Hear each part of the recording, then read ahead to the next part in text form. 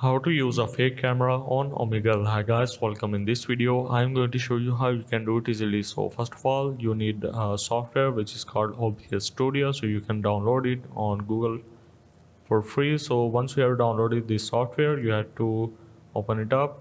Once you are here, you have to go for this plus icon in the scenes and create a new scenes and name it whatever you want to go with.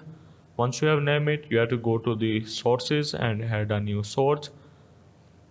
And as you can see, there are many sources. Let's say you want to show an image, you want to show a video, or you want to show any kind of text, you can also do that. So for now we are going for the display capture. And once you have added your display capture, you have to simply resize it. So once you are done with that, you have to simply click on this start virtual camera. And once you have started, you have to now go back to your Google Chrome and open up your site settings, which is in the settings of your Google account.